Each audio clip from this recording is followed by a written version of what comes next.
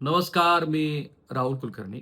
जिथं छत्रपती संभाजी महाराजांच्या पराक्रमी बलिदानाची गाथा सुरू झाली, त्या धर्मवीर गड किंवा मग आता वडू-बुद्रुक जिथे महाराजांनी आत्मबलिदान दिलं आणि जिथं त्यांच्यावरती अंतिम संस्कार केले गेले, छत्रपती शाहू महाराजांनी त्या ठिकाणी नंतरची व्यवस्था केली.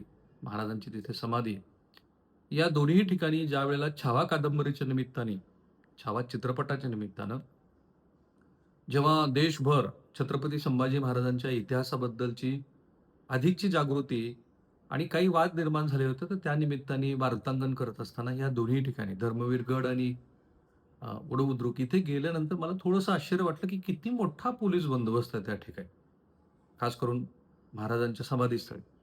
आणि मग लक्षात आलं, की कोरेगाव भीमा इथं जी दंगल झाली, त्या दंगलीनंतरचं हे सगळं पोलीस बंदोबस्ताचं प्रकरण आहे. काही वेळेला तिथं आम्हाला गावकऱ्यांच्या काही मंडळींच्या संदर्भामध्ये त्यांच्या भावभावनेचाही अंदाज आला. तिथं जे सुरक्षा व्यवस्थेसाठी असलेली मंडळी आहेत, त्या मंडळींच्या बरोबर थोडासा किरकोळ वाद पण झाला. आणि म्हणून ऐतिहासिक व्यक्तिमत्व संदर्भामध्ये किमान गेल्या 25-26 वर्षामध्ये इतक्या सगळ्या डॉक्युमेंटरीज केल्यानंतर छत्रपती शिवाजी महाराजांची आग्रा, तिथून महाराजांनी शिताफीनं करून घेतलेली स्वतःची सुटका, राजाराम महाराज, छत्रपती संभाजी महाराज आणि छत्रपती शिवाजी महाराजांच्या भीमपराक्रमांचं ज्या वेळेला किंवा पानिपत फॉर दॅट मॅटर, पानिपतच्या डॉक्युमेंटरीला ज्याला की राष्ट्रीय पुरस्कार पण मिळाला. तर अशा जेवढ्या ऐतिहासिक डॉक्युमेंटरीज केल्या, त्यावेळेला एक बाब मी फार प्रकर्षाने पाळली. जेवढे ऐतिहासिक संदर्भ आहेत, त्या संदर्भाच्या बाहेर जाऊन कुठलंही वक्तव्य करायचं नाही. हे कोणाच्या भावनेचं जतन करणं हे जेवढं महत्वाचं आहे, त्याचबरोबर ऐतिहासिक व्यक्ती, प्रसंग याच्याशी प्रतारणा करू नये ही ती भूमिका होती. आता हे सांगितल्यानंतर आत्ता जो नव्याने स्पष्टीकरणाचा भाग आलाय, तो महाराष्ट्राने समजून घ्यायला हवा आणि मग त्याच्यानंतर तुमचं मत या व्हिडिओच्या कमेंट बॉक्समध्ये सांगा. निवृत्त आय-ए-एस अधिकारी आणि प्रसिद्ध लेखक, अखिल भारतीय मराठी साहित्य संमेलनाचे अध्यक्ष श्री विश्वास पाटील यांची कोरेगाव भीमा चौकशी आयोगासमोर उलट तपासणी सुरू आहे. ती झाली काल इनफॅक्ट. त्यांच्या संभाजी या कादंबरीतील काही पात्रावरून वाद निर्माण झाला होता. वडू-बुद्रुक येथील ग्रामपंचायतीनं त्यांच्या वकील महोदयाच्या माध्यमातून दाखल केलेल्या अर्जावरून त्यांना समन्स बजावण्यात आलं. आयोगासमोर पाटील यांनी स्पष्ट केलं, की त्यांच्या कादंबरीतील छत्रपती संभाजी महाराजांच्या अंत्यसंस्कारांशी संबंधित काही पात्र काल्पनिक आहेत. 20 वर्षापूर्वी ही कादंबरी प्रकाशित झाली आहे. कादंबरीत गोविंद महार नावाच्या एका पात्राचा उल्लेख आहे, ज्यानं महाराजांचे अंत्यसंस्कार केल्याचं त्या कादंबरीत लिहिलंय. पण उलट तपासणीत पाटील यांनी मान्य केलं, की महाराजांच्या अंत्यविधीला उपस्थित असलेली ही पात्र त्यांनी सर्व जाती धर्माच्या लोकांचं प्रतिनिधित्व म्हणून काल्पनिकरित्या रेखाटली आहेत. ऐतिहासिक पुराव्यामध्ये या विशिष्ट नावांचा उल्लेख आढळत नाही.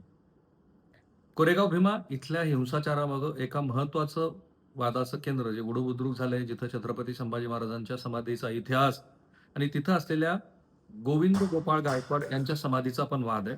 एका गटाचा असा दावा आहे, की गोविंद गोपाळ म्हणजे महार यांनी औरंगजेबाच्या भीतीनं कोणीही पुढं येत नसताना महाराजांचे अंत्यसंस्कार केले.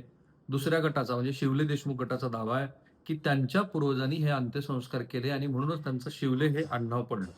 विश्वास पाटील यांच्या कादंबरीतील संदर्भाचा वापर करून इतिहासाचं चुकीचं सादरीकरण झालं आणि त्यातून सामाजिक तेढ निर्माण झाली असा आरोप त्यांच्यावरती होता. त्यावरती पाटील म्हणाले, की राजकीय आणि जातीय फायद्यासाठी लोकांनी कविता किंवा साहित्याचा वापर करू नये.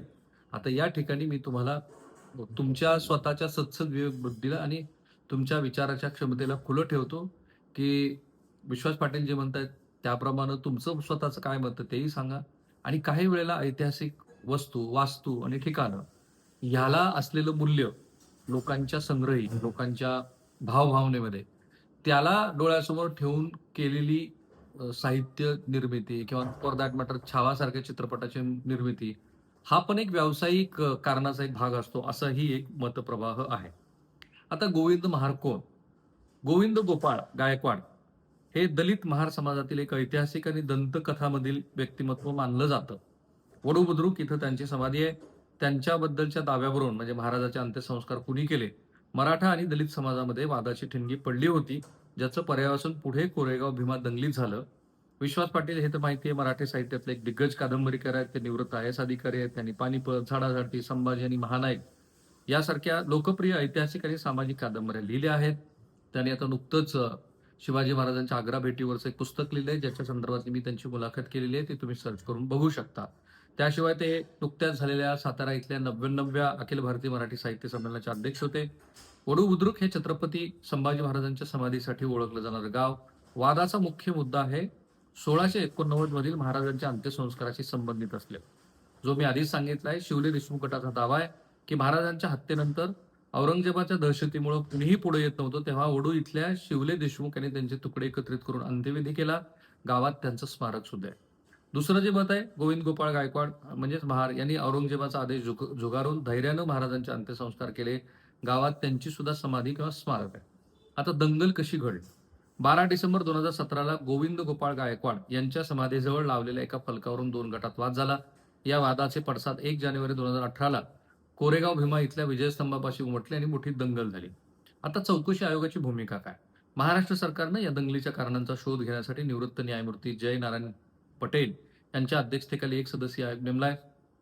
उद्देश हा आहे की दंगल का झाली, यामागं काही कट होता का, आणि भविष्यात अशा घटना टाळण्यासाठी काय उपाययोजना कराव्या त्याचा अभ्यास करणं. लेखकाला का पाचारण केलं? विश्वास पाटील यांच्यासारख्या लेखकांना बोलवण्याचं कारण म्हणजे त्यांच्या संभाजीसारख्या ऐतिहासिक कादंबऱ्यामधील संदर्भाचा आधार घेऊन समाजात चुकीचा इतिहास पसरवला गेला का हे तपासणं. आता विश्वास पाटील यांनी आयोगासमोर स्पष्ट केलं की ही कादंबरी हे साहित्य असतं, तो ऐतिहासिक पुरावा नसतो. त्यांनी सामाजिक सलोख्यासाठी सर्व जातींच्या पात्राचा समावेश केला होता, जो लोकांनी पुराव्यासारखा वापरला. विश्वास पाटील यांनी आपली साक्ष नोंदवून हे स्पष्ट केले की वादाचं केंद्र असलेली गोविंद महार यासारखी पात्र त्यांनी काल्पनिक म्हणून लिहिलेली आहेत. सध्या पोलीस आणि प्रशासन वडू बुद्रुक आणि कोरेगाव भीमा परिसरात शांतता राखण्यासाठी आणि अफवा राखण्यासाठी विशेष असं लक्ष देत आहेत. आता त्याचबरोबर कोरेगाव भीमा विजयस्तंभाचा जर इतिहास आपण बघितला तर हे युद्ध ब्रिटिश ईस्ट इंडिया कंपनी आणि मराठा साम्राज्यातील पेशवे दुसरे बाजीराव पेशवे यांच्यात झालं. ब्रिटिश सैन्यात प्रामुख्यानं महार समाजाचे सैनिक मोठ्या संख्येने होते. बॉम्बे नेटिव्ह इन्फंट्री पेशव्यांच्या मोठ्या सैन्याविरोधात या तुकडीनं अत्यंत पराक्रमानं लढा दिला. 1821 मध्ये ब्रिटिशांनी या युद्धात शहीद झालेल्या सैनिकांच्या सन्मानार्थ भीमा नदीच्या काठी हा विजयस्तंभ उभारला. त्यावर शहीद झालेल्या सैनिकांची नावं कोरण्यात आलेली आहेत. 1927 मध्ये डॉक्टर बाबासाहेब आंबेडकरांनी या स्तंभाला भेट दिली. त्यानंतर हा स्तंभ हा दलित समाजासाठी आत्मसन्मान आणि शौर्याचं प्रतीक बनला. दरवर्षी 1 जानेवारीला लाखो लोक तिथे अभिवादन करण्यासाठी येत असतात. राज्य सरकारनं निवृत्त न्यायमूर्ती जयंत पाटील यांच्या अध्यक्षतेखाली इथं झालेल्या दंगलीच्या नंतर मग अशा संदर्भातली एक चौकशी समिती नेमलेली आहे. संभाजी या कादंबरीतला जो उल्लेख काल्पनिक आहे त्याच्यात पुढं त्यांनी असं म्हटलंय की जना परटीन, गोविंद नाग, दामाजी पाटलीन असे उल्लेखही काल्पनिक आहे. सो मला तुमच्या समोर फक्त काय घडलं हे सांगायचं होतं. याच्यातनं एक बाब स्पष्ट करायची होती की ऐतिहासिक संदर्भामध्ये एखादा कल्पना विलास असेल आणि तो लेखकाने तशा पद्धतीने आधीच मांडला असेल तर त्याच्यानंतर त्याचा आधार घेऊन ऐतिहासिक तथ्य म्हणून ते आणावं. आणि दुसरीकडे ज्या वेळेला ऐतिहासिक वस्तू, वास्तू आणि व्यक्तिमत्वाबद्दल आपण बोलतोय त्यावेळेला किती काळजी घ्यायला हवी हे पुन्हा नव्याने स्पष्ट होत चालले. आणि त्याहून मोठा व्यापक पट महाराष्ट्रातली सद्य सामाजिक स्थिती करता आता थोडीशी ती बदलताना दिसते मला. पाहता क्रिटिकल अनालिसिस किंवा कल्पना विलासाला सुद्धा हळूहळू त्याचा जो संकोच होत चाललेला आहे तो सुद्धा एक महत्वाचा भाग आहे. पण ते करत असताना डिस्क्लेमर कायम लक्षात ठेवलं पाहिजे की आपल्या बोलण्याने, लिखाणामुळं कुणाच्याही भावना दुखावता कामा नये किंवा आपण जे काही सांगतोय त्यातला एवढाच भाग कट करून कुणीतरी त्याचा गैरवापर करता कामा नये. सो थांबूया आपण इथे. जे घडलं, जसं घडलं ते मी महाराष्ट्राला सांगितलं. याच्यावरती तुमचं काहीतरी मत असणार ते जरूर या व्हिडिओच्या कमेंट बॉक्समध्ये टाका. थांबूया आपण इथे. थँक्यू.